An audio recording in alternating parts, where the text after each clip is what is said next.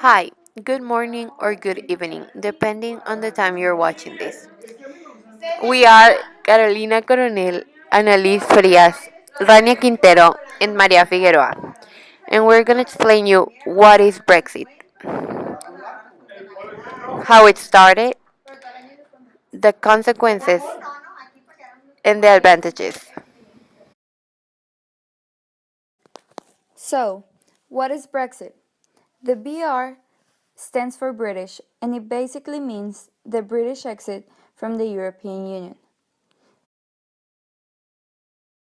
Back in June 2016, a referendum was held to decide whether the United Kingdom should leave or stay in the EU.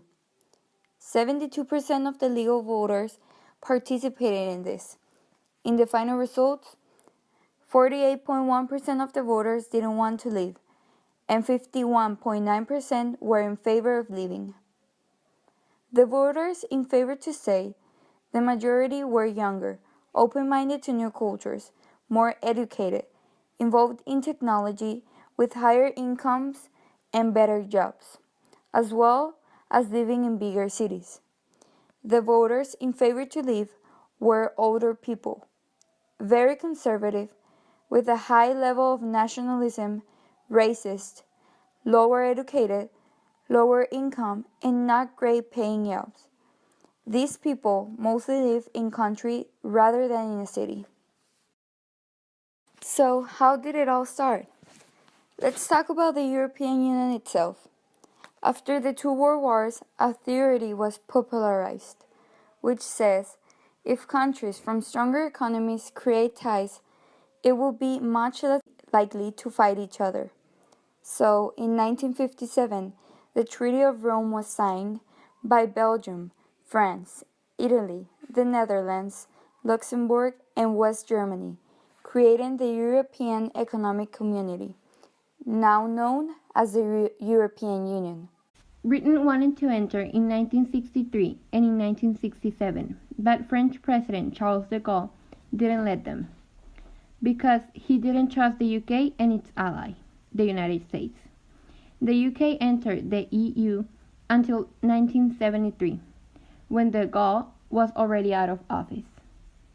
Not everyone liked the idea, so just 2 years later after joining, in 1975 a first referendum was held, in which 67.2% of the population decided to stay and 32.8% to leave. The European Union then expanded to 28 member states and reenacted countless laws and reforms. As the EU became more intricate and countries started losing sovereignty, this wasn't the case of the UK. It didn't open its borders like every other country did to create free movement. It kept the British pound instead of the euro as well.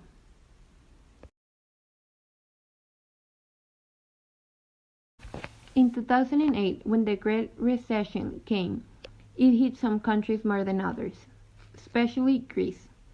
The UK, among other countries, had served spending cutbacks so Greece could be stable.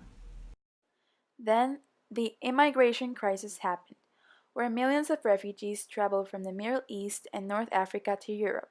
The preferred destinations were the three big economies: Germany, France, and the UK. Anti-immigrant nationalist feelings rose.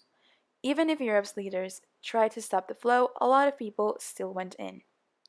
Britain's advantage was that it is an island, stopping the flow easier. Immigration rates went from 3.0 million in 1993 to 8.7 million in 2015, a huge difference. When they were re-election, it was a tough time for the UK. Prime Minister David Cameron proposed that if he won, he would make a referendum to decide if Britain should leave the EU. When it ended and showed that people wanted to leave, Cameron resigned. One of the primary leave arguments was that the UK is one of the wealthiest countries in the Union and was contributing too much money to the EU budget. Another factor that led Britain toward the exit was terrorism, some attacks that were carried by immigrants in Europe. What do they have to do now?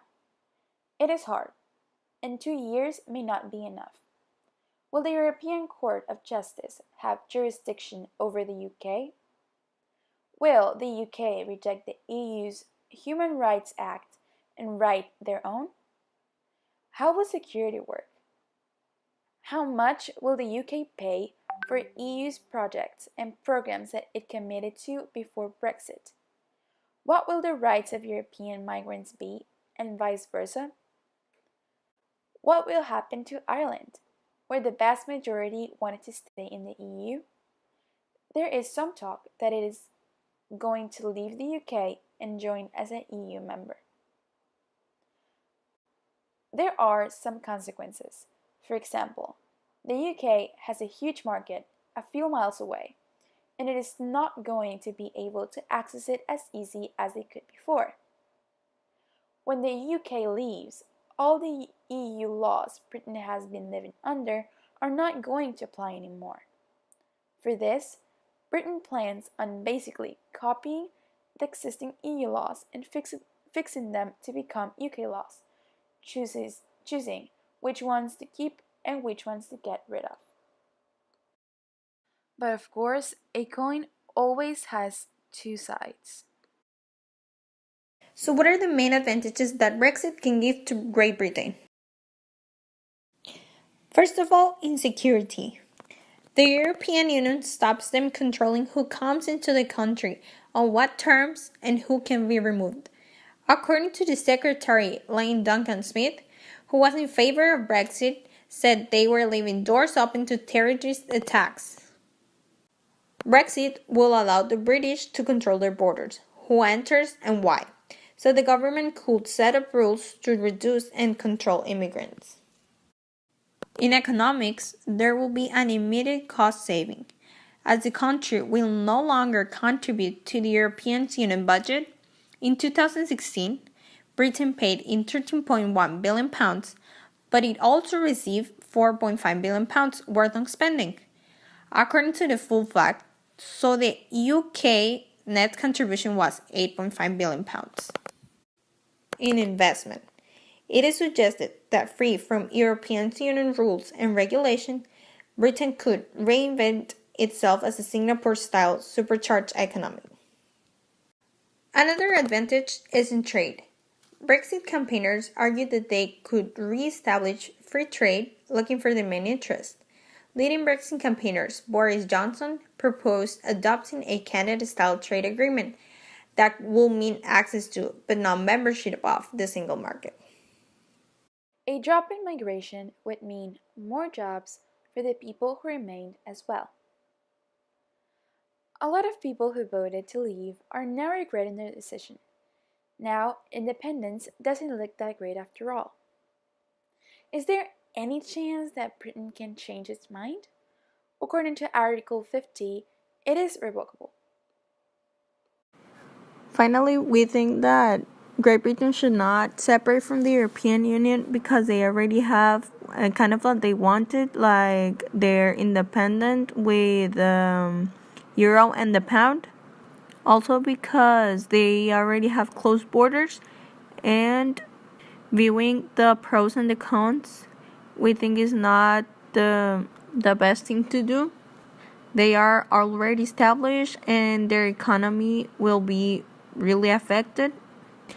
Plus, a lot of inside and outer conflicts could be generated, and we think it's not worth it. In my personal opinion, I think they should not go with the referendum. Most of the people that voted to leave is already backing up. The economy is already failing, and they are not out yet. Imagine when they're really out. Also, there are theories of Scotland leaving the UK and joining the EU by its own. And then there's Article 50. I personally don't think that 2 years is enough for all the organization they have to do. What are they going to do with all the arrangements when they leave? Thank you very much for watching. Hope you enjoyed and understood everything in this video. If you have any questions, please check out the description box below for any other references. Turn on post notifications. Like and subscribe.